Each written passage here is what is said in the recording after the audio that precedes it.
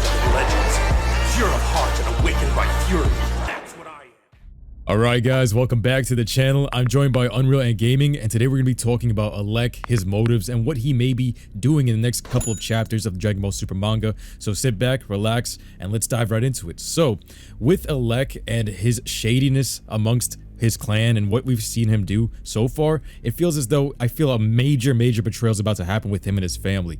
I feel as though he's going to end up turning his back on all of them, and he has his own sinister motive, which we're not really clear on as to what that is, but I don't feel as though him and his family are on the same page right now, especially with certain things being foreshadowed, with Goku saying that he couldn't even trust his own brother and trying to talk Gas into like a different state of mind because they all seem brainwashed by this guy because he is the brains of the operation, but he keeps mentioning that they don't have enough time. And why is this? What do you think, Alex?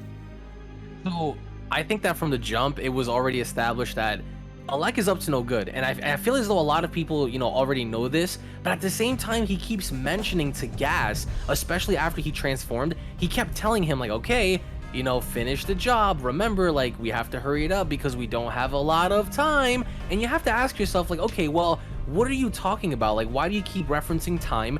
And what is it about Gas? Because we know that Gas does serve the role as being like the muscle of the clan, so that's really not anything new. But the thing is, with Elec's motives and what he intends to do, I'm fairly certain that over time his entire perception of his family had changed, and we get to see that from the beginning of this arc, because even though he does come off like a narcissist, at the same time, at least he kind of showed signs of caring about his family and stuff like that in the beginning. But then after all of that, once he discovered more about the Dragon Balls, everybody else just became essentially a pawn in his game. Now, they often say be careful with who you trust, especially with family, because you'll never know.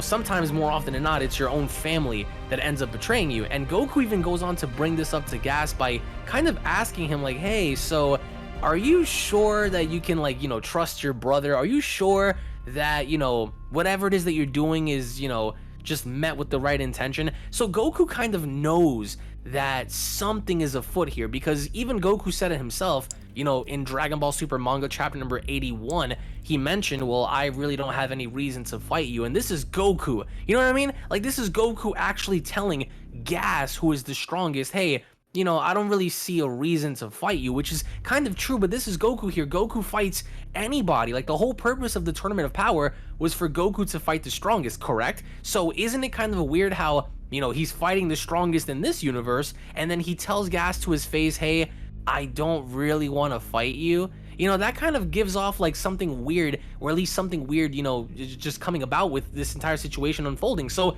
Elec, I feel as though, is the true strongest. Why?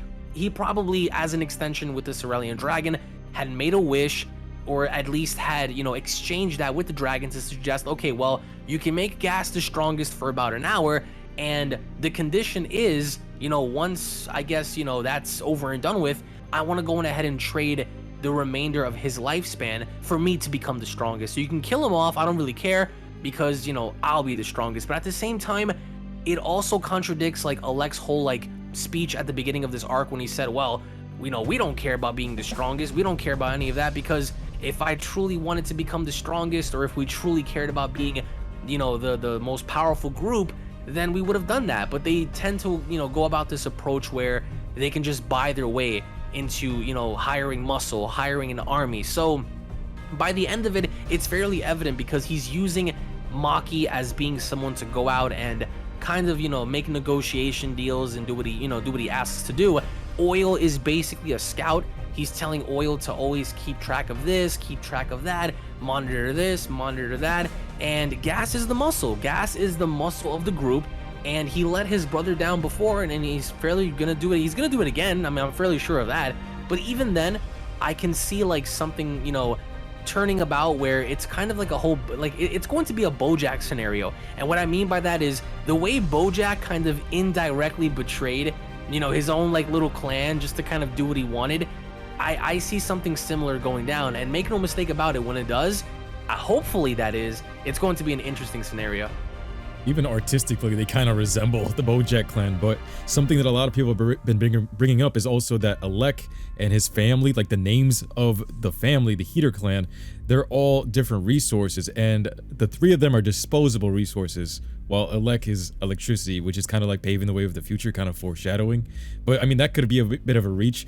But also going back to what Goku was foreshadowing and him kind of reading the situation here, it's almost as if he knows, and he's been throwing these hints in each chapter with him trying to talk his way to Gas about Raditz, and then even before that, kind of hinting at that you're not the strongest in the universe, or I don't get that vibe that you are. It kind of shows that there's a lot of deceit happening right here. Even the way Elec attacked Granola, it was from behind in a very deceitful way.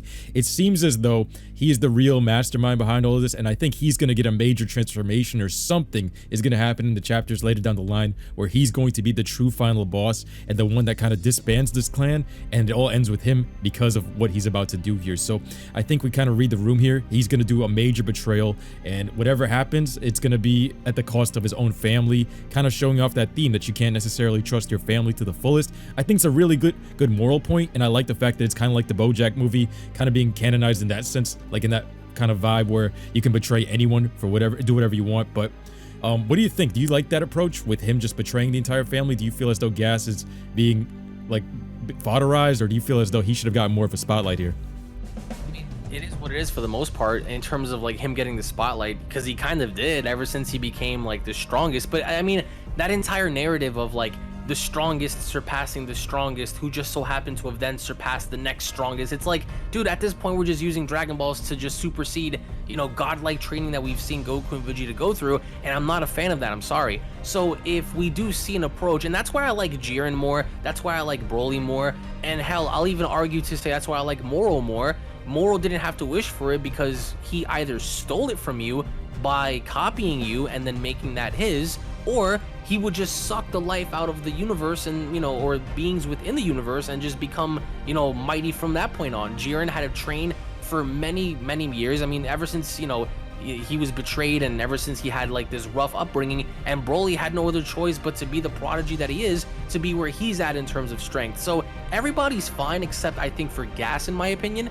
But even then, like you mentioned, the whole essence and the whole idea of electricity, even then, there's something about this where I'm not 100,000% convinced that Elec is going to emerge and say, haha, I have all the power in the universe and I am the mightiest, because that's going to contradict everything he said at the beginning of this arc when he mentioned, well, I don't really care about being the strongest, I don't really care about this and that. It's like, okay, well, you don't care, you know, and I mean, he made it fairly known that that's not his intention, because if he wants, you know, an army or to become the strongest, he'll just hire it, you know, like, he doesn't need any of that. So there's something else here. It'll shock me so much if we end up seeing how the real strongest in fact isn't any of them, but it's actually OG-73, because remember, we saw how he was used for the sole purpose of intel.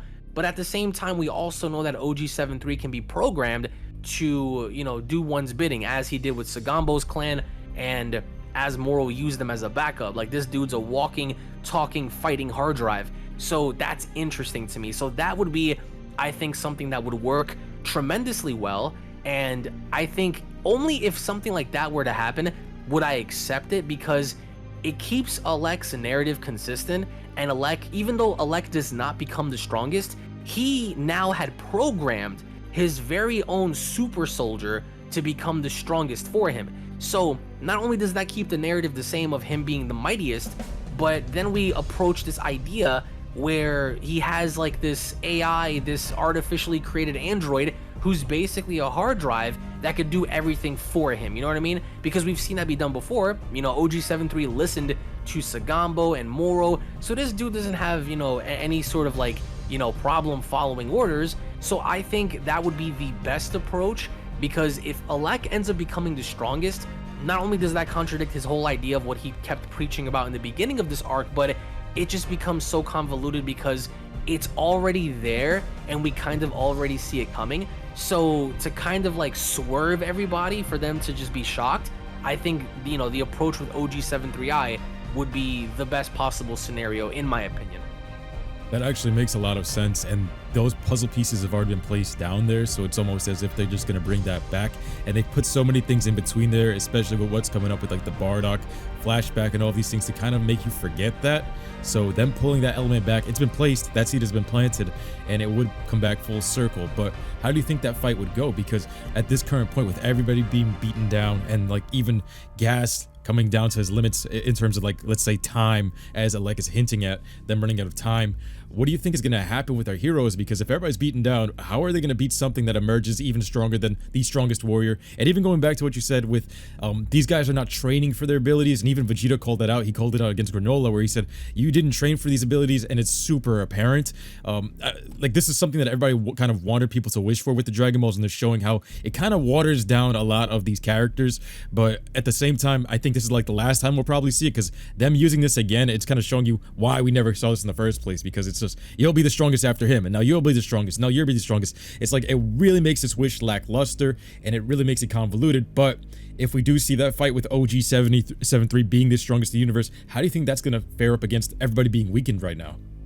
Well, I mean, it would be a total shock if, you know, it's revealed that Elec does betray his clan, only for his betrayed clan now to work with the opposition. So not only do we have a momentary unit kind of buildup between Goku, Vegeta, and Granola, but we have Goku, Vegeta, Granola, Gas, Maki, and Oil all going up against and challenging the opposition, which is Gas and OG73. Because one might ask the question, well, why would that even be the case? Why would Maki and Oil go against Elec? And I think that they care more about Gas than I think Elec, in my opinion. So to find out that, hey, you know, I was just using you guys, they would feel betrayed, and they would then, you know, go against the grain to be like, you know what, screw you, you know, screw you at this point. Like, we're gonna help the opposition take you down because now we all look pretty stupid. So in terms of, like, let's just say if OG73 is like the big baddie, that's gonna be difficult, because at the same time, it's not like OG73